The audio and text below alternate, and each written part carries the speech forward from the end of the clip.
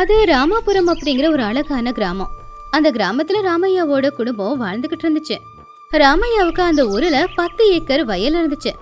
வீட்டுல அதுல விளைஞ்ச தானியம், பசுமாடு, வீட்டுக்கு பின்னாடி காய்கறி தோட்டம், இப்படி எந்த ஒரு குறையும் இல்ல. ஆனா ராமையாவோட மனைவி காந்தம்மாவுக்கு மட்டும் ஒரு பெரிய வியாதி இருந்துச்சு. அதுதான் கஞ்சத்தனம். வீட்டுல இருக்கிறவங்களுக்கு வயிறார சாப்பாடு போட மாட்டாங்க, கட்டிக்க புது துணியும் கொடுக்க மாட்டாங்க. எப்பவுமே ரொம்பவும் கஞ்சத்தனம் தான் பண்ணிக்கிட்டு இருப்பாங்க. ராமையாவும் அவருடைய பிள்ளையான மதுவும் வேற வழி இல்லாம இது எல்லாத்தையும் பொறுத்துக்கிட்டாங்க. மதுவோட மனைவி பேரு சுஷீலா. சுஷீலா ரொம்ப நல்ல பொண்ணு, ரொம்ப புத்திசாலி பொண்ணும் கூட. மாமியார் வீட்டுக்கு வந்த கொஞ்ச நாள்லயே மாமியார் கஞ்ச பிஸ்னாரி அப்படிங்கறத சுஷீலா புரிஞ்சுக்கிட்டா. அவங்க கிட்ட இந்த விஷயத்துல தினமும் சண்டை போடுறத விட்டுட்டு அவங்களுக்கு புரியுற மாதிரி எடுத்து சொல்லணும் அப்படின்னு சுஷீலா ஒரு முடிவு எடுத்தா. இப்படி இருக்கும்போது ஒரு நாள், ஏங்க உங்களுக்கு கொஞ்சமாச்சும் அறிவு இருக்கா? காலையில 4 மணிக்கு மாட்டு கொட்டாய்க்கு பால் கறக்க போகும்போது எதுக்காக விளக்கேத்தி கொண்டு போனீங்க? விடிய காலையில அந்த வெளிச்சம் இருக்கே, அது போதாதா? ஏன் காந்தாம்மா, காலையில 4 மணிக்கு மாட்டு கொட்டையில இருட்டா இருக்காதா? பாம்போ தேலா வந்தா நான் என்ன பண்றது? என் உசிரை விட உனக்கு அந்த எண்ணெய் முக்கியமாயிடுச்சா? காந்தம்மா கிண்டலா, ஓஹோ இப்ப என்ன பணத்தை விட உங்க உசுறு பெருசா? உங்களுக்கு பாம்பு கடிச்சா பச்சளை மருந்து போட்டு அதை சரி பண்ணிடுவேன், அதுக்கு பணம் செலவாகாது. ஆனா விளக்கேத்துறதுக்கு எண்ணெய் என்ன சும்மாவா கிடைக்குது? நேத்து போய் தான் 4 நாள் செலவு பண்ணிட்டு 1 லிட்டர் எண்ணெய் வாங்கிட்டு வந்தேன். அதுல பாதியே நேத்து ராத்திரி நீங்க காலி பண்ணிட்டீங்களே, இப்படியே போனா குடும்பம் என்ன ஆகுறதா? அப்பதான் பிள்ளையான மது வயலுக்கு கிளம்பி அவங்க அம்மா பக்கத்துல வந்தான். அவன் தோல்ல இருக்கிற துண்டு கிழிஞ்சு போயிருந்துச்சு. அம்மா, இந்த துண்டு சுத்தமா கிழிஞ்சி போச்சு. நாளைக்கு நம்ம ஊர்ல சந்தை தானே, அங்க புது துண்டு வாங்கிக்கிறேன். ஒரு 2 ரூபாய் கொடுமா. 2 ரூபாவா? ஏண்டா பணத்தை வீணா செலவு பண்ற? அந்த துண்டு எங்கேயோ கொஞ்சோண்டு கிழிஞ்சு போயிருக்கு. கடவுள் உனக்கு 2 கைகளை ஏன் கொடுத்துருக்காங்க? கிழிஞ்சு போயிருக்கிற இடத்துல ஊசி வச்சு தைச்சுக்கோ. இந்த துண்டு இன்னும் 10 வருஷத்துக்கு உழைக்கணும். எங்க தாத்தா துண்டு எங்க அப்பா பயன்படுத்தி கடைசியில என் தம்பியும் பயன்படுத்தினான். உனக்கு எல்லாம் புதுசா வேணுமா? போடா போ. மது கவலையா, சரிம்மா, உன்கிட்ட கேட்டேன் பாரு, அதுதான் நான் பண்ண தப்பு. வயல்ல கஷ்டப்பட்டு வேலை செய்யும் போது வர்ற வேர்வையை தொடச்சிக்கிறதே இந்த துண்டை வச்சுதான். அதை கூட வாங்க முடியாத நிலைமை எனக்கு. மது கவலையா வயலுக்கு கிளம்பிட்டான். பாத்தியா காந்தம்மா, நம்ம புள்ள எவ்வளோ கவலையோட போறான்னு. கஷ்டப்பட்டு உழைச்ச பணத்தை மூட்டை மூட்டையா வச்சிருக்க. ஒரு 2 ரூபாய் தரக்கூடாதா அவனுக்கு? காந்தம்மா கோவமா, போது நிப்பாட்டுங்க. எப்ப என்ன பண்ணணும்னு எனக்கு நல்லா தெரியும். நான் ஒன்னும் கஞ்ச பிஸ்னாரி இல்ல. நான் எதிர்காலத்துக்கு பாதுகாப்புக்கு தான் எடுத்து வைக்கிறேன். எப்ப என்ன கஷ்டம் வரும், எப்ப ஊருக்கு என்ன வறட்சி வரும்னு யாருக்கு தெரியும்? போங்க, போய் பசுமாடுக்கு தீவனத்தை போட்டுட்டு அப்புறமா வயலுக்கு போங்க. இல்லனா மதியத்துக்கு உங்களுக்கு சாப்பாடு இல்ல. ராமையா எதுவுமே சொல்லாம அமைதியா அங்கிருந்து போயிட்டாரு. இது எல்லாத்தையுமே சுஷீலா கேட்டுக்கிட்டு தான் இருந்தா. சுஷீலா சமைக்கிறதுக்காக சமையல் அறைக்கு போனப்போ காந்தம்மா அங்க வந்தாங்க. என்ன சுஷீலா, சமையல் ஆரம்பிச்சிட்டியா? நான் சொன்ன மாதிரி தானே செஞ்சுக்கிட்டு இருக்க? அப்போ சுஷீலா ரொம்பவும் அமைதியா, அத்தை நீங்க சொன்ன மாதிரி தான் செய்றேன். உங்க பேச்ச மீற தைரியம் எனக்கு இல்ல. நீங்க இந்த வீட்டுக்கு மகாலட்சுமி. நீங்க சொல்ற மாதிரி செஞ்சாதான் இந்த வீடு நல்லா இருக்கும்ல அத்தை.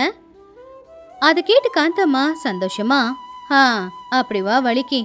எங்க அம்மா எப்படி சிக்கனமா இருக்கணும்னு எனக்கு சொல்லி கொடுத்துருக்காங்க. ஆனா இந்த காலத்து பொண்ணுங்க கிட்ட சிக்கனத்தை பார்க்கவே முடியறதில்ல. சரி சரி சொல்லு, இப்போ நீ எப்படி சமைச்சுக்கிட்டு இருக்க? நீங்க சொன்ன மாதிரி தான் சமைக்கிறேன் அத்தை. 4 பேருக்கு சமைக்கணுன்றதுனால ஒரு கைப்பிடி பருப்பு எடுத்துக்கிட்டேன். அதுக்கேது தண்ணியை ஊற்றிக்கிட்டேன். அதில் உப்பு போட்டால் அதிகமாக செலவாகும்ல, அதை ஒரு சிட்டிக்கே உப்பு போட்டிருக்கேன். அப்புறம் மிளகாத்தூள் தீர்ந்து போச்சு, அதனால மிளகாத்தூள் போடலை. சபாஷ் மருமகளே, காரம் போடாமல் இருந்தால் தான் வயிற்றுக்கு ரொம்ப நல்லது. அந்த குழம்புல எண்ணெய் ஒரு சொட்டு ஊற்று போதும். அப்புறம் அடுப்பில் நிறைய விறகு வைக்காத, 2 குச்சி வச்சா போதும். அந்த அனலுக்கு சாப்பாடு குழம்பு எல்லாமே வெந்து இறக்கிடலாம். சரி, நான் பக்கத்து வீட்டுக்கு போய் இலவசமா காய்கறி ஏதாவது கிடைக்குதான்னு பார்த்துட்டு வரேன் அப்படின்னு சொல்லி காந்தம்மா அங்கிருந்து வெளியில போயிட்டாங்க. அப்போ சுஷீலா மனசுக்குள்ள, ஏன் அன்பான அத்தை, உங்க கஞ்சத்தனம் என்னையோட நீங்க விட போறீங்க பாருங்க. நீங்க சொன்னதை விட 10 மடங்கு அதிகமா கஞ்சத்தனத்தை நான் காட்டுறேன். உங்களுக்கே தெரிய வரும், சாப்பாட்டை விட பணம் ஒன்றும் முக்கியம் கிடையாது அப்படின்னு. இன்னையில இருந்து பாவம் என் புருஷனும் என் மாமனாரும் தான் கொஞ்சம் அதிகமா கஷ்டப்படணும் போல. மதிய நேரம் ராமையாவும் மதுவும் வயல்ல வேலையை முடிச்சிட்டு பசியோட வந்து சாப்பிட உக்காந்தாங்க. காந்தம்மாவும் உக்காந்தாங்க. மருமகளே, பசி தாங்க முடியல, சீக்கிரமா கொஞ்சம் சாப்பாடு போடுமா. ஆமா சுசீலா, இன்னைக்கு வயல்ல கொஞ்சம் வேலை அதிகம். பருப்பையும் நெய்யும் கொஞ்சம் கூட போடு. சுஷீலா சிரிச்சுக்கிட்டே, சரிங்க மாமா, முதல்ல சாப்பாடு போடுறேன். அப்புறம் அத்தை சொன்ன மாதிரி நான் செஞ்ச சாம்பாரையும் போடுறேன். சுஷீலா கரண்டியில கொஞ்சம் சாம்பார் எடுத்து சாப்பாட்டுல ஊத்துனா. ஆனா அதுல எவ்வளவு தேடினாலும் ஒரு பருப்பு கூட இல்ல. ராமையா அதை பார்த்து ரொம்ப ஆச்சரியமா, என்ன மருமகளே, சாம்பார்ன்ற பேர்ல மஞ்சள் தண்ணிய ஊத்தி இருக்கியே, இதுல பருப்பும் இல்ல, கூட உப்பும் இல்ல. மது கோவமா, சுசீலா, என்ன இது, வெறும் தண்ணிய ஊத்தி இருக்க? இத வச்சு எப்படி சாப்பிட முடியும்? காந்தம்மா கோவமா, வாயை மூடுங்க. என்ன, என் மருமக இவ்வளவு சிக்கனமா இவ்வளவு நல்லா சமைச்சு கொடுத்துருக்கா, அதை சாப்பிட்றதுக்கு உங்களுக்கு முடியலையா? நெய் உடம்புக்கு நல்லதில்ல, உடம்பு வீங்கிடும். வயல்ல இறங்கி வேலை செய்ய முடியுமா? உப்பு காரம் குறைச்சிக்கிட்டாதான் உடம்புக்கு நல்லது. அது தானே என் மருமக செஞ்சிருக்கா. சுஷீலா ரொம்ப பெருமையா, ஆமா அத்தை, நீங்க சொன்ன மாதிரி ஒரு கிணம் தண்ணியில 2 பருப்பு போட்டு வேக வச்சா. அப்புறம் விறகு அதிகமா பயன்படுத்தக்கூடாதுன்னு கொஞ்சோண்டு அனலையே அந்த குழம்ப கொதிக்க வச்சேன். அதனால கொஞ்சம் பச்சை வாசம் அப்படியே இருக்கு. எப்படியோ பணத்தை சிக்கனமா செலவு பண்ணணும் அப்படிங்கிறது தானே நம்ம லட்சியம். மாமா, அந்த மஞ்சள் தண்ணியிலேயே நீங்க கொஞ்சம் சாப்பாடு போட்டு சாப்பிடுங்க. போக போக நீங்களே எல்லாத்தையுமே புரிஞ்சுப்பீங்க. ராமையா மது ஒருத்தங்க பாத்துக்கிட்டாங்க. அவங்களுக்கு சுஷீலாவோட உள்ளார்த்தம் புரிஞ்சுது. அவங்க மாமியாருடைய இந்த கஞ்ச குணத்தை மாத்துறதுக்காக தான் சுஷீலா ஏதோ பண்றா அப்படிங்கறத 2 பேரும் தெரிஞ்சுக்கிட்டாங்க. இன்னொரு பக்கம் காந்தம்மா அந்த சுவையே இல்லாத சாப்பாட சாப்பிட முடியாம வேற வழியும் இல்லாம அதையே சாப்பிடாங்க. இப்படியே நாட்களும் போய்கிட்டு இருந்துச்சு. அக்கத்து பக்கத்து வீட்டுல இருக்கிற பத்மா கமலா 2 பேரும் பேசுறதுக்காக காந்தம்மா வீட்டுக்கு வந்தாங்க. என்ன காந்தம்மா, நல்லா இருக்கியா? நேத்து சந்தையில ஒன்னும் பார்க்க முடியல, எங்க போயிருந்த? ஆமா காந்தம்மா, உன் மருமக வந்த நாள்ல இருந்து நீ வெளியவே உக்காந்துக்கிட்டு இருக்கிற. எல்லாத்தையும் மருமக பாத்துக்கிறாளா? அட, அதெல்லாம் ஒண்ணும் இல்ல. வீட்டுல என்ன பெரிய வேலை இருக்கு போகுது, அதான் சும்மா எப்ப பார்த்தாலும் திண்ணையிலேயே இருக்கேன். சரி இருங்க. அம்மாடி சுசீலா, பத்மாவும் கமலாவும் வந்திருக்காங்க, குடிக்க ஏதாவது கொண்டு வாமா அப்படின்னு சத்தமா சொல்லி கண்ணால மட்டும் வெறும் தண்ணிய கொண்டு வா அப்படின்னு செய்கை பண்ணாங்க. சுஷீலா அதை புரிஞ்சுக்கிட்டு தண்ணிய சூடா காய்ச்சி கொண்டு வந்து கமலா பத்மா கையில கொடுத்து, ஆ குடிங்கம்மா. அப்போ பத்மா அந்த கிளாஸ்ல இருக்கிற தண்ணிய பார்த்து, என்ன சுசீலா இது, நம்ம ஊர்ல யார் வீட்டுக்கு யார் போனாலும் ஒரு வெள்ளை துண்டும் குடிக்கிறதுக்கு மோரும் குடிக்கிறது வழக்கமாச்சே, அந்த வழக்கத்தை கூட மாத்திட்டீங்களா நீங்க? அப்போ சுஷீலா புத்திசாலித்தனமா, ஐயோ பத்மம்மா, ஏதோ தப்பா எடுத்துக்காதீங்க. நேத்துதான் எங்க அத்தை எனக்கு ஒரு பாடத்தை கத்து கொடுத்தாங்க. வீட்டுக்கு சொந்தக்காரங்க வந்தாங்கன்னா அவங்களுக்கு குடிக்க மோர் கொடுத்தா அவங்களுக்கு ஜலதோஷம் பிடிச்சிரும், வெள்ளம் சாப்பிட்டா பல்லெல்லாம் சொத்தையாயிடும். அதுக்கு பதிலா வரவங்களுக்கு சுடுதண்ணியை காய்ச்சி கொடுத்தா அவங்க வயிறு அதை குடிச்சா சுத்தமாகும், நமக்கு ₹1 லாபம் கிடைக்கும். அதனால இப்படியே செய்யன்னு சொன்னாங்க. அவங்க சொன்னது தான் நான் செஞ்சேன். காந்தம்மா அதை கேட்டதும் அவங்களுக்கு அவமானமா தோணுச்சு. அப்போ கமலா, ஓஹோ, இதெல்லாம் காந்தம்மா தான் சொன்னாளா? இவ கஞ்ச பிஸ்னாரின்னு ஊருக்குள்ள பேசிக்கிட்டாங்க. ஆனா வீட்டுக்கு வந்த சொந்த பந்தங்களுக்கு கூட வெறும் சுடுதண்ணி தான் கொடுப்பா அப்படின்றது எங்களுக்கு தெரியாது. இந்த சுடுதண்ணி எனக்கு வேண்டாம் காந்தம்மா, நீயே வச்சுக்கோ. பத்மா கமலா மூஞ்சி திருப்பிக்கிட்டு காந்தம்மாவை திட்டிக்கிட்டே அங்கிருந்து போயிட்டாங்க. காந்தம்மா கோவமா எழுந்திருச்சு வீட்டுக்குள்ள போனாங்க. சுஷீலா, என்ன இது, அவங்களுக்கு மோர் கொடுக்கலன்னா கொடுக்கல, அதுக்கு போய் என்ன அவங்க முன்னாடி அவமானப்படுத்துற? சுசீலா அமைதியா, நான் என்ன தப்பு பண்ண அத்தை? நீங்க சொன்ன வழியில தானே நானும் போய்கிட்டு இருக்கேன்.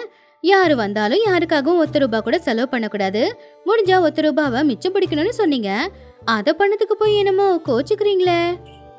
காந்தம்மாவுக்கு என்ன சொல்றதுன்னே தெரியல. மருமக நான் சொன்னதை வச்சே என்னையே லாக் பண்றாளே அப்படின்னு யோசிச்சாங்க. மருமக கிட்ட வேற எதுவுமே சொல்ல முடியாம அமைதி ஆயிட்டாங்க. அன்னைக்கு சாயந்தர நேரம் அவங்க தெருவுல நடந்து வந்துகிட்டு இருக்கும்போது ஒரு வண்டி வியாபாரி பழைய கெட்டுப்போன காய்கறியையும் கெட்டுப்போன பருப்பையும் வச்சு வண்டியில வித்துக்கிட்டு இருந்தான்.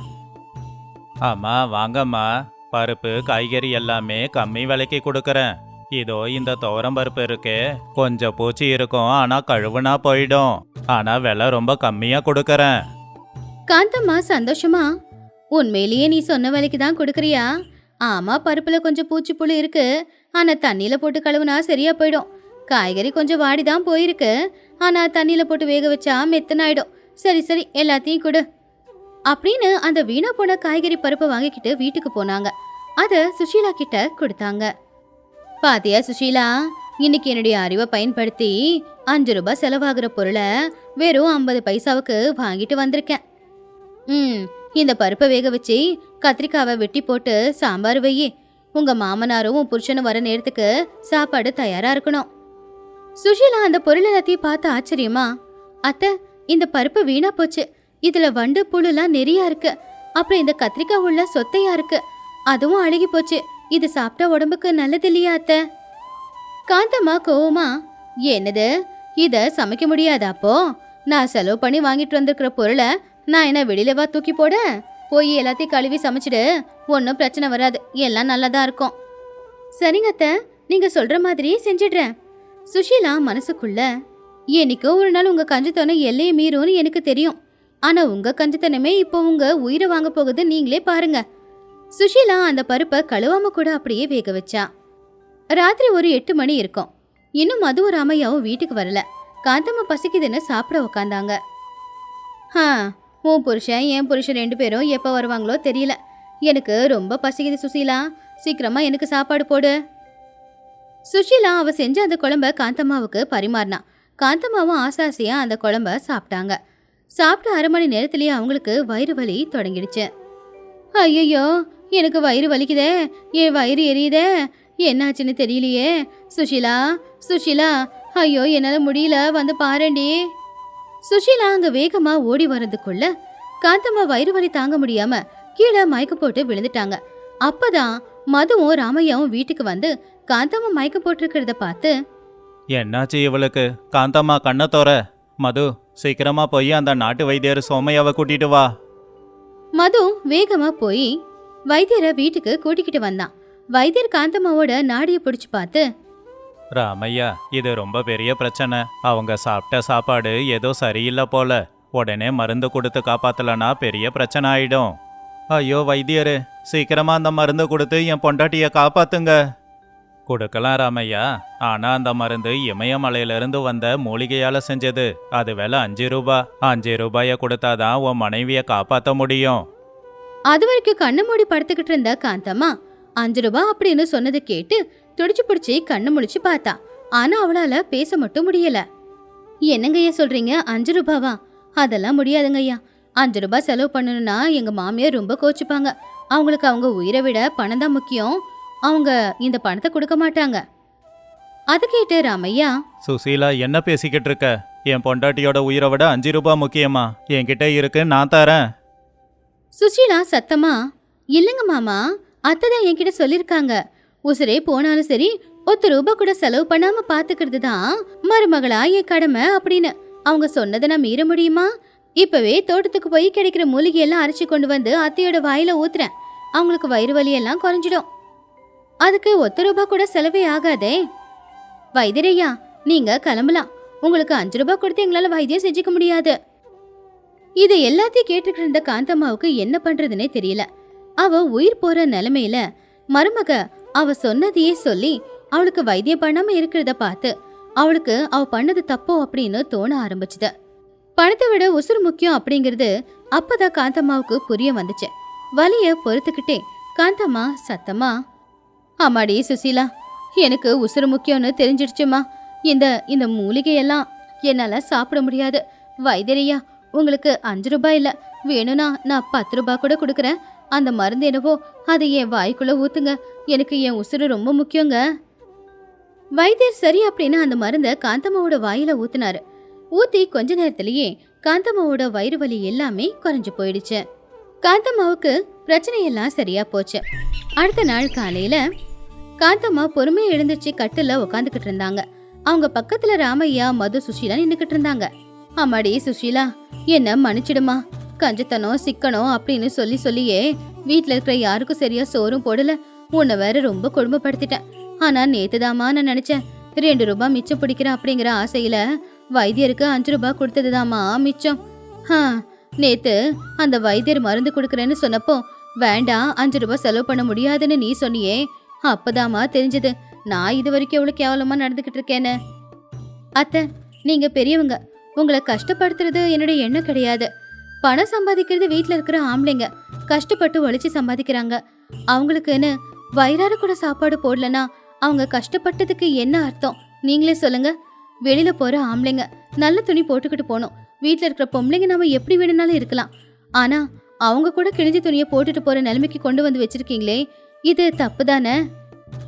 பணத்தை சாமியா நினைச்சு எப்பவுமே கும்பிடாதீங்க அத்தை. சரியா சொன்னம்மா.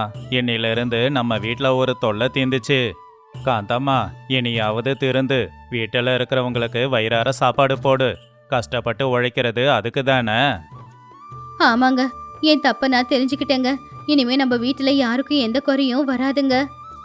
டேய் மது, நாளைக்கே சந்தைக்கு போய் உனக்கு, எனக்கு, உங்க அப்பாவுக்கு, சுஷீலாவுக்கு எல்லாருக்குமே புது துணி வாங்கிட்டு வா.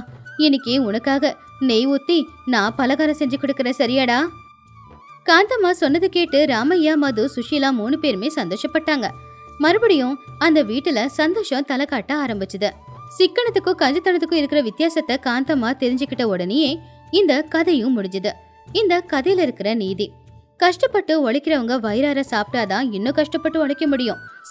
சிக்கனம்ன்ற பேருல கஞ்சத்தனம் பண்ண போய் 5 ரூபா பொருளை நாம 2 ரூபாய் கொடுத்து வாங்கி அதை பெருமையா பேசிக்கிட்டு இருந்தா நாளைக்கு அதுவே நமக்கு 10 ரூபாய் செலவை கொண்டு வந்து வைக்கும்.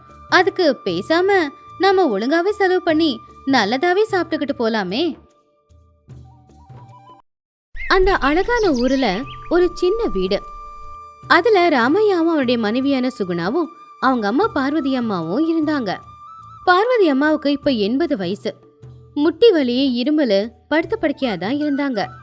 வீட்டு வேலை எல்லாத்தையுமே சுகுணா தனியா தான் பண்ணிக்கிட்டு இருந்தா. தண்ணி கொண்டு வர்றது, சமைக்கிறது, வீட்டு சுத்தமா வச்சுக்கிறது, பசுமாடை பாத்துக்கிறது, இது எல்லாத்துக்கும் நடுவுல மாமியாரையும் பாத்துக்கிறது அவளுக்கு ரொம்ப கஷ்டமான வேலையா இருந்துச்சு. சுகுணா கிணத்தடியில பாத்திரம் கழுவிக்கிட்டு இருந்தா. கையெல்லாம் ரொம்ப வலியா இருந்துச்சு. அப்போ உள்ள இருந்து மாமியாரோட இருமல் சத்தம் அவளுக்கு கேட்டுச்சு. அந்த சத்தம் நிக்கவே இல்ல. சுகுணா அவளுடைய மனசுக்குள்ள ஆரம்பிச்சிடுச்சு சங்கீத கச்சேரி. காலையில இருந்து ராத்திரி தூங்கும் போது கூட நிம்மதியா தூங்க முடியறதில்ல. எப்ப பார்த்தாலும் லொக்கு லொக்கு லொக்குன்னு இரும்பிக்கிட்டு, இந்த தொல்லையில இருந்து எப்பதான் விடுதலை கிடைக்குமோ. அப்பதான் மேல் தெருவுல இருந்து ரங்கம் அந்த பக்கமா வந்தா. அவ கையில ஊறுகாஜாடி இருந்துச்சு. என்ன சுகுணா, இன்னும் பாத்திரமே கழுவிக்கிட்டு இருக்கியா? இன்னைக்கு எங்க வீட்டுல மாங்காய் ஊறுகாய் போட்டேன், அத கொஞ்சம் உனக்கு கொடுக்கலான்னு வந்தேன். வா ரங்கம்மா, உக்காரு. நாள் புறம் ஒண்ணு பாத்திரம் கழுவுறது, இல்ல அந்த கிளவிய பாத்துக்கிறது, இது 2 தவிர நான் வேற என்னத்த பண்ணிட போறேன்? இந்த தெருமுனையில வரும்போதே உங்க அத்தை இருமுறை சத்தம் எனக்கு நல்லாவே கேக்குது. பாவம், தனியா எவ்வளவு கஷ்டப்படுற. 2 நாளைக்கு முன்னாடிதான் எங்க அத்தை செத்து போனாங்க. எனக்கு இப்ப இந்த பிரச்சனையே இல்ல. உனக்கு அதிர்ஷ்டம் நல்லா இருக்கு, நீ மாமியார் தொலைல இருந்து தப்பிச்சுக்கிட்ட. ஆனா எங்க மாமியாருக்கு ஆயுள் அதிகம் போல. படுத்த படுக்கையாதான் இருப்பாங்க. ஆனா நேரத்துக்கு சரியா எல்லாம் வேணும். காப்பி தண்ணியில இருந்து சாப்பாடு வரைக்கும் ஒரு நிமிஷம் கூட தாமதமே ஆகக்கூடாது. அம்மா, ஏம்மா அப்படின்னு கூப்பிட ஆரம்பிச்சிடுவாங்க. உள்ள பார்வதி அம்மா ரொம்பவும் சோர்வா மெதுவா கூப்பிட்டாங்க. அம்மா, ஏம்மா, சுகுணா இங்க வாமா. கேட்டுச்சா? அதுக்குள்ள கூப்பிட்டுட்டாங்க. ஒரு நிமிஷம் கூட நிம்மதியாவே இருக்க விட மாட்டாங்க. சுகுணா கையை கழுவிட்டு வேக வேகமா உள்ள போனா. அப்ப ரங்கம்மாவும் அவ பின்னாடியே போனா. பார்வதி அம்மா படுக்கையில அமைதியாதான் படுத்துக்கிட்டு இருந்தாங்க. அப்போ சுகுணா சத்தமா, என்ன அத்தை, ஏன் இப்படி கத்துறீங்க? வெளியில பாத்திரம் கழுவுற சத்தம் கேட்கலையா? அதுக்குள்ள எதுக்காக கூப்பிட்டீங்க? பார்வதி அம்மா இரும்பிக்கிட்டே, இல்லம்மா, தொண்டையெல்லாம் வறண்டு போச்சு, கொஞ்சம் குடிக்க சுடுதண்ணி கொடுத்தனா, அத குடிக்கலான்னு. அத்தை, இன்னும் அடுப்பை பத்த வைக்கல, சுடுதண்ணி வச்சு கொடுக்க ரொம்ப நேரமாகும். அது வரைக்கும் இந்த பச்சை தண்ணியை குடிக்கலாம்ல. எப்பவுமே சுடுதண்ணியே தான் வேணுமா? பச்சை தண்ணி குடிச்சா இருமல் அதிகமாகுதுமா, அப்புறம் மூச்சு விட முடியலையே. காலையில எழுந்திரிச்சதுலேருந்து ராத்திரி தூங்குற வரைக்கும் உங்களுக்கு சேவையை செஞ்சுக்கிட்டே இருக்க வேண்டியிருக்கு. எனக்கு என்ன 10 கையா இருக்கு? 2 கை தானே இருக்கு. பார்வதி அம்மாவோட கண்ணுல கண்ணீர். அவங்களால எதுவும் சொல்ல முடியல. அவங்க அமைதியா கண்ணை முடிக்கிட்டாங்க. ஏண்டி சுகுணா அவ்வளவு சோம்பேறித்தனம்? பாவம் போற உசுறு, சுடுதண்ணி தானே கேக்குறாங்க, கொடு. உனக்கு என்ன தெரியும் என் கஷ்டம்? தினமும் அனுபவிக்கிறவங்களுக்கு தான் தெரியும். சரி இரு, கொண்டு வந்து கொடுக்குறேன். சுகுணா கோவமா சமையலறைக்குள்ள போய் புகை வர அளவுக்கு சூடா தண்ணியை காய்ச்சி கொண்டு வந்து கொடுத்தா. இந்தாங்க தண்ணி, குடிச்சிட்டு படுத்துக்கோங்க. மறுபடியும் கூப்பிடாதீங்க, என் வீட்டுக்காருக்கு சமைக்கணும். ஏண்டி சுகுணா, இவ்வளவு கோவமா இருக்கியே? உன் புருஷன் எதுவும் சொல்ல மாட்டாரா? அவருக்கு என்ன, காலையில எழுந்திரிச்சு அவங்க அம்மாவை பார்த்துக்கிட்டு அப்புறமா வயலுக்கு போயிடுவாரு. சாயந்தரம் வருவாரு. எங்க அம்மாவை நல்லபடியா பாத்துக்கோன்னு சொல்லுவாரு. அவருக்கு என்ன போயிடுவாரு, கஷ்டப்படுறது நான் தானே. மதிய நேரம் ராமையா வயல்ல இருந்து வீட்டுக்கு வந்தான். வெயில் அதிகமா இருக்கிறதுனால அவன் ரொம்ப அசதியா இருந்தான். கை கால் கழுவிக்கிட்டு அம்மா பக்கத்துல வந்து உக்காந்துக்கிட்டான். பார்வதி அம்மா கண்ணை மூடிக்கிட்டு இருந்தாங்க. அம்மா, உடம்பு எப்படி இருக்கு? பார்வதி அம்மா கண்ணை திறந்து புள்ளைய பார்த்து சிரிச்சாங்க. ஆனா அந்த சிரிப்புல சந்தோஷம் இல்ல. நான் நல்லாதான்ப்பா இருக்கேன். நீ வந்துட்டியா? அம்மா சாப்பிட்டியா? இன்னும் இல்லம்மா, நான் இப்பதான் வந்தேன். சுகுணா, சாப்பாடு போடு. சுகுணா வாழை இலையை கொண்டு வந்து ராமையா முன்னாடி போட்டு அவனுக்கு சாப்பாடு பரிமாறினான். சுகுணா, அம்மா இன்னைக்கு எதனா சாப்பிட்டாங்களா? பார்க்கறதுக்கு ரொம்ப சோர்வா இருக்காங்களே. சாப்பிட்டாங்க. காலையில இட்லி கொடுத்தேன். 2 வாய்தா சாப்பிட்டுட்டு மிச்சத்தை அப்படியே வச்சுட்டாங்க. பசி எடுக்கலன்னு சொன்னாங்க. படுத்த படுக்கையா இருக்கிறாங்கல்ல, கை கால் அசைச்சு வேலை செஞ்சாதானே பசியே எடுக்கும். காலையில டீ குடிக்கிறேன்னு சொல்லி டீயை போர்வையில ஊத்திட்டாங்க. அதை துவச்சு காய வைக்கிறதுக்குள்ள என் உசுரே போயிடுச்சு. பக்கத்து வீட்டு ரங்கம்மா அவங்க மாமியார் செத்தப்போ துக்கம் தாங்காம அழுதான். ஆனா எனக்கு ஒரு விஷயம் புரியுது, இருக்கிற வரைக்கும் நரகம், போயிட்டாதான் துக்கம். ராமையா கவலையா, அப்படி சொல்லாத சுகுணா, வயசாயிடுச்சுல்ல, கை நடுங்கும், தெரியாம ஊத்தி இருப்பாங்க. இதுக்கு இவ்வளோ கோவப்படலாமா? அவங்களுக்கு ஜீரண சக்தி குறையும், சரியா பசிக்காது. அவங்கள நாம தான் கவனமா பாத்துக்கணும். உனக்கு உடம்பு முடியாதப்போ எங்க அம்மா பக்கத்திலேயே இருந்து சேவைகளை செய்யலையா? ஓஹோ, அப்ப பண்ணதை இப்ப சொல்லி காட்டுறீங்களா? அவங்க சேவை பண்ணது 4 நாள், நான் பண்றது 4 வருஷமா. உங்களுக்கு என்ன? நீங்க சொல்லிட்டு வயலுக்கு போயிடுவீங்க, கஷ்டப்படுறது நான் தானே. இங்க அவங்க என்ன எவ்வளவு வேலை வாங்குறாங்கன்னு எனக்கு தானே தெரியும். 1/2 மணி நேரத்துக்கு ஒரு தடவை டீ வேணும், கஞ்சி வேணும், சுடுதண்ணி வேணும். பக்கத்து வீட்டுக்காரங்க கிட்ட பேச கூட விட மாட்டேங்கிறாங்க. அப்பவும் கூப்பிடுறாங்க. நான் மனுஷியா மிஸ்ஸினா? எனக்கு கொஞ்சம் ஓய்வு தேவைப்படும்ல. பொண்டாட்டியை திட்டினா பொண்டாட்டி கூட சண்டை வரும். அம்மாவையும் எதுவும் அவனால சொல்ல முடியாது. அந்த நேரம் அவனுக்கு சாப்பாடு கூட இறங்கவே இல்லை. அப்பதான் பக்கத்து வீட்டு காந்தம்மாவும் அவங்க புருஷன் சுப்பையாவும் வந்தாங்க. என்ன ராமையா, இப்பதான் சாப்பிட்றியா? சாப்பிடு சாப்பிடு. வாங்க அண்ணே, வாங்கக்கா, வாங்க வந்து உட்காருங்க. பரவாயில்லப்பா, நீ உக்காந்து சாப்பிடு. நான் அம்மாவை பார்த்துட்டு போலான்னு தான் வந்திருக்கேன். நேத்து ராத்திரி இருமல் சத்தம் எங்க வீட்டுல கேட்டுச்சு. பாவம், ராத்திரி எல்லாம் தூங்குனாங்களோ இல்லையோ.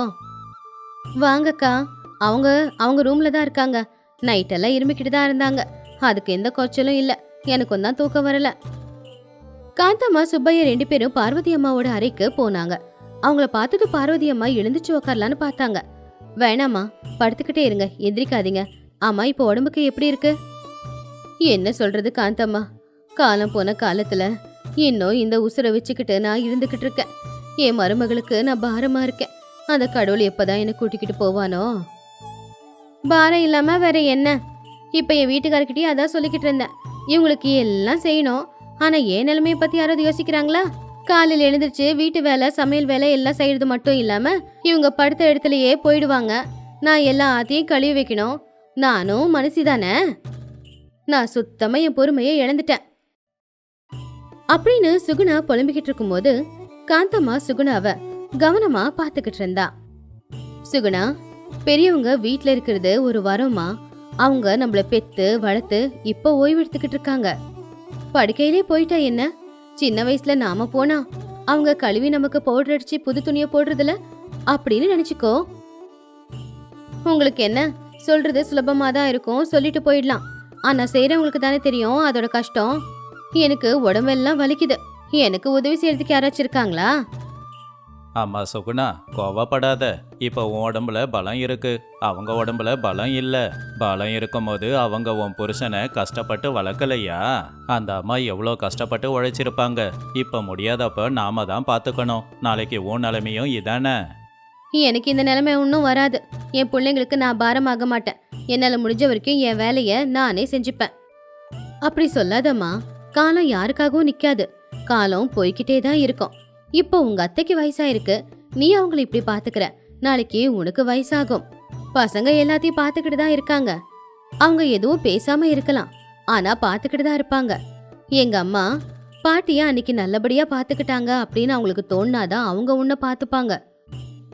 சுகுணாவுக்கு கோவம் வந்துச்சு. அவங்க பேசுனது அவளுக்கு பிடிக்கல. இந்த அறிவுரையெல்லாம் வேணாம், என் கஷ்டம் எனக்கு அப்படின்னு சொல்லி கோவமா வெளியில போயிட்டா. சுப்பையா போகும்போது ராமையாவை பார்த்து, ராமையா, நம்ம ஊர் கோவில்ல நாளைக்கு பூஜை நடக்குது. நம்ம 2 பேரும் போயிட்டு வரலாமா? கண்டிப்பா வரேண்ணே. அம்மாவுக்கு உடம்பு முடியலல்ல, சுகுணாவை இருக்க சொல்லிட்டு வரேன். பக்கத்து வீட்டு ரங்கம்மா எட்டி பார்த்து, ஏடி சுகுணா, நாளைக்கு கோவில்ல பூஜையாச்சே, நீ வரலையா? நாங்க எல்லாரும் புது புடவை கட்டிக்கிட்டு போறோம். நீ மட்டும் அந்த கிழவி பக்கத்துல உட்காந்துக்கிட்டு சேவையை செஞ்சுக்கிட்டு இருப்பியா? பாவம் நீ. இன்னும் எத்தனை நாளைக்கு இந்த கஷ்டமோ? என்ன பண்றது ரங்கம்மா, எல்லாம் என் தலையெழுத்து. ஆனா நாளைக்கு நானும் கோயிலுக்கு வரேன். கோயிலுக்கு வந்து எவ்வளவு நாளாச்சு. கொஞ்ச நேரமாவது இந்த வீட்டை விட்டுட்டு நிம்மதியா இருப்பேன். என்ன சுகுணா இது? அப்புறம் அம்மாவை யாரு பார்த்துப்பாங்க? நான் கோயிலுக்கு போயிட்டு 1 மணி நேரத்துக்குள்ள வந்துடுவேன். அதுக்கப்புறமா நீ கோவிலுக்கு போ. அதெல்லாம் முடியாதுங்க. எல்லாரும் கூட ஒன்னா போனதான் நல்லா இருக்கும். அவங்க சும்மா படுத்துக்கிட்டு தானே இருக்க போறாங்க. பக்கத்துல ஒரு குடம் தண்ணியை வச்சுட்டு வந்துடுறேன். இருமல் வந்தா அந்த தண்ணியை எடுத்து குடிக்கட்டும். நான் மட்டும் கோயிலுக்கு நேரத்துக்கு தான் போவேன். அதுக்குள்ள உள்ள இருந்து இருமல் சத்தம் கேட்டுச்சு. அம்மாடி, சுகுணா, சுகுணா அப்படின்னு கூப்பிட்டாங்க. இந்த தடவை அவங்க கூப்பிடும்போது ரொம்ப கஷ்டமா கூப்பிட்டாங்க. ஐயோ, மறுபடியுமா? இந்த வீட்ல எனக்கு நிம்மதியே இல்ல. இதோ வரேன், வரேன். ஐயோ கடவுளே, என்னை எப்பதான் காப்பாத்த போறியோ? சுகுணா கோவமா உள்ள போனா. அப்பதான் அந்த இடத்துக்கு காந்தம்மா வந்தாங்க. சுகுணா பேசிக்கிட்டு இருந்தது, அவ பண்ணது எல்லாத்தையுமே கவனிச்சாங்க. ராமைய பக்கத்துல நின்னுக்கிட்டு இருந்தாங்க. இன்னொரு பக்கம் அறையில பார்வதி அம்மா படுக்கையில இருந்து கீழே விழ போயிட்டாங்க. கவனமா படுக்க மாட்டீங்களா? கீழே விழுந்தா எலும்புக்கு அடிபடும். மறுபடியும் எல்லா சேவையும் செய்யணுமா? என்னவோ உங்க கூட மல்லு கட்டணும். சுகுணா, காத்து வர மாட்டேங்குது, மூச்சு விட முடியலமா. நீங்க வேற எப்ப பார்த்தாலும் மூச்சு விட முடியலன்னு வாயை மூடிக்கிட்டு படுங்க, எனக்கு நிறைய வேலை இருக்கு. பார்வதி அம்மா மறுபடியும் அழ ஆரம்பிச்சாங்க. அவங்க கண்ணுல இருந்து வர கண்ணீரு அவங்க தலையணையே நினைச்சுது. என்னை கூட்டிட்டு போக அந்த சாவு வராம வருத்தப்படுறமா. உனக்கு பாரமா இருக்கிறது உண்மையிலே எனக்கு ரொம்ப கஷ்டமா தான் இருக்கு. நீங்க அழுதா எனக்கு கஷ்டமாலாம் இல்ல, கோவம்தான் வருது. சுகுணா மருந்து மாத்திரையை வச்சுட்டு வெளியில வந்தா. அப்ப வாசல்ல காந்தம்மா நின்னுக்கிட்டு இருந்தாங்க. சுகுணா ரொம்பவும் தயங்கினா. அப்ப சுப்பையா ராமையாவும் வெளியில தான் இருந்தாங்க. காந்தம்மா கொஞ்சம் கம்பீரமா, சுகுணா, நான் உன்கிட்ட ஒரு கதை சொல்லவா? அத கேக்குறியா? எங்க ஊர்ல ஒரு பொண்ணு இருந்தா. அவ அவங்க மாமியார ரொம்ப கேவலமா தான் நடத்தினா. உன்ன மாதிரி தான் அவளுக்கு பொறுமையே இல்ல. அவ அவங்களுக்கு சாப்பாடு போட மாட்டா, குடிக்க தண்ணியும் கொடுக்க மாட்டா. அந்த பொண்ணுக்கு ஒரு புள்ள இருந்தான். அவன் ரொம்ப நாளா இதெல்லாம் பாத்துக்கிட்டு இருந்தான். ஒரு நாள் அந்த பொண்ணு அவங்க மாமியாருக்கு உடஞ்சு போன மண் தட்டுல சாப்பாடு கொடுத்தா. ஸ்டீல் தட்டு உங்களுக்கு எதுக்கு? அது கீழே விழுந்து சொட்டையாயிடும் அப்படின்னு சொன்னான். அடுத்த நாள் அந்த பொண்ணோட புள்ள வீட்டுக்கு பின்னாடி உக்காந்துக்கிட்டு ஏதோ கட்டையை சீவிக்கிட்டு இருந்தானா. அதை பார்த்த அவங்க அம்மா, என்னப்பா பண்ற அப்படின்னு கேட்டதுக்கு அந்த புள்ள என்ன பதில் கொடுத்தான் தெரியுமா? சுகுணா ஆர்வமா கேட்டா, என்ன சொன்னா அந்த பையன்? அம்மா, உனக்கும் வயசாகும், அப்போ உனக்கு கை நடுங்கும். உன்னால மண் தட்டுல சாப்பிட முடியாது, கீழே விழுந்தா உடஞ்சி போயிடும். ஸ்டீல் தட்டுல கொடுத்தா அந்த ஸ்டீல் தட்டும் சொட்டையாயிடும். அதனால உனக்காக மரத்தை வச்சு ஒரு மரத்தட்டு தயார் பண்றேன்னு சொன்னானாமா. சுகுணா தலையில இடி விழுந்த மாதிரி தான் இருந்துச்சு. அந்த பையன் சொன்னதை கேட்டது அவங்க அம்மாவுக்கு மனசு அப்படியே உடஞ்சி போயிடுச்சாமா. சுகுணா, இப்ப நீ உங்க மாமியாரை எப்படியெல்லாம் நடத்துறியோ, அவங்க கிட்ட என்ன பேசுறியோ, நீ அவங்க மேல காட்டுற அலட்சியம், இது எல்லாமே உனக்காக நீ தயார் பண்ணிக்கிட்டு இருக்கிறது. உன் புள்ள இதை பார்த்துக்கிட்டு தான் இருக்கான். உனக்கும் வயசாகும், நீயும் படுத்த படுக்கையா இருப்ப. அப்போ உன் மருமக இப்படியெல்லாம் சொன்னா எப்படி இருக்கும் சொல்லு? உன்னோட தொண்டை வறண்டு போகும்போது உன் மருமக கிட்ட தண்ணி கேட்டா எனக்கு வேலையா இருக்கு அப்புறமா தரேன்னு சொன்னா அந்த நேரம் உனக்கு எப்படி இருக்குன்னு கொஞ்சம் யோசிச்சு பாரு. அந்த வார்த்தை சுகுணாவோட கண்ணுல இருந்து கண்ணீரை வரவழைச்சுது. ஏன் ராமையாவோட கண்ணுல இருந்து கூட கண்ணீர் கொட்டுச்சு. இத்தனை நாளா தான் மாமியார தான் சரியா பாத்துக்கல அப்படிங்கறது அவளுக்கு புரிய வந்துச்சு. ஏமா, ராமையா உன்னை எதுவும் சொல்லல. ஆனா அந்த கடவுள் உன்னை பார்த்துக்கிட்டு இருக்கான். வீட்டு பெரியவங்க கண்ணுல கண்ணீர் வந்ததுன்னா அது அந்த குடும்பத்துக்கு நல்லதில்லம்மா. அவங்க ஆசீர்வாதம் இருந்தாதான் உன் வீடு நல்லா இருக்கும். அவங்களுக்கு தேவையானது உன் சொத்து இல்ல, உன்னோட ஆதரவு. அவங்க எதிர்பார்க்கறதெல்லாம் சாப்பிட்டீங்களா, எதுனா வேணுமாத்தன்னு கேட்கறத மட்டும்தான். உண்மைதான் சுகுணா, அவங்க உன்னை பொண்ணு மாதிரி பாக்குறதுனாலதான் அம்மாடின்னு கூப்பிடுறாங்க. வேலைக்காரியை நினைச்சிருந்தா அப்படி கூப்பிட மாட்டாங்கல்ல. அவங்களுக்கு உன் மேல இருக்கிற பாசத்தை நீ முதல்ல தெரிஞ்சுக்கோ. அவங்கள நல்லபடியா பாத்துக்கோ. அப்போ நீ அவங்களுக்கு செய்யற சேவை உனக்கு பாரமா இருக்காது. அது உன்னுடைய பொறுப்பா நீ நினைச்சுப்ப. நாளைக்கு அவங்க இல்லனா நீ எவ்வளவு கூப்பிட்டாலும் வரமாட்டாங்க. சுகுணா அதை கேட்டு பயங்கரமா அழுதான். இத்தனை நாளா அவ எவ்வளவு தப்பா நடந்துக்கிட்டா அப்படிங்கறத அவ புரிஞ்சுக்கிட்டா. கண்ணுக்கு முன்னாடி சுறுசுறுப்பா போய்கிட்டு இருந்த மாமியார் இப்போ படுத்த படுக்கையா இருக்கும்போது இத்தனை நாளா அவங்க செஞ்ச வேலைகள் எல்லாம் அவ கண்ணுக்கு முன்னாடி வந்து போச்சு. என்ன மன்னிச்சிடுங்க அக்கா, நான் உங்களுக்கு மருமகளா இல்லாம ஒரு ராட்சசி மாதிரி நடந்துக்கிட்டேன். அவங்களுக்கு உடம்பு நல்லா இருந்தப்போ அவங்க எனக்கு எவ்வளவு உதவியா இருந்தாங்க, என் புருஷனை எப்படி கஷ்டப்பட்டு வளர்த்தாங்க, இது எல்லாத்தையுமே மறந்து நான் இன்னைக்கு அவங்கள ஒரு பாரமா நினைச்சது தப்புதான். சுகுணா, நீ கஷ்டப்படுறன்னு எனக்கு தெரியும். ஆனா அம்மாவுக்கு நம்மளை விட்டா யாரு இருக்காங்க? அவங்க போனா வரமாட்டாங்கல்ல. உண்மைதாங்க, என்ன மன்னிச்சிடுங்க. இனிமே அத்தைக்கு செய்யற சேவைய பாரமா நினைக்க மாட்டேன். அத நான் என்னுடைய கடமையா நினைச்சுக்கிறேன். சுகுணா உடனே சமையலறைக்குள்ள போனா சூடா அடுப்புல பாலை காய்ச்சிக்கிட்டு இருந்தா. அந்த பாலை ஒரு கிளாஸ்ல ஊத்தி மாமியார் கிட்ட கொண்டு வந்தா. பார்வதி அம்மா கண்ணுல இன்னொரு கண்ணீர் இருந்துச்சு. அத்தை, அழாதீங்க, என்ன மன்னிச்சிடுங்க. இனிமே நான் கோவப்பட மாட்டேன். இந்தாங்க சூடா பாலை குடிங்க, தொண்டைக்கு நல்ல இதமா இருக்கும். பார்வதி அம்மா அதை கேட்டு சுகுணாவை ஆச்சரியமா பார்த்தாங்க. மருமகளோட கண்ணுல பாசம் தெரிஞ்சுது. அவ பாசமா அவங்க தலைய நிமிருனா. பரவாயில்லம்மா, உன்னை நான் என்னைக்குமே தப்பா எடுக்கல. நீ மட்டும் என்ன பண்ணுவ? காலையில எழுந்திரிச்சதுல இருந்து தூங்குற வரைக்கும் நீ கோவப்பட்டாலும் எல்லா வேலையும் செஞ்சுக்கிட்டு தானே இருக்க. உனக்கும் அசதி ஆகும்ல.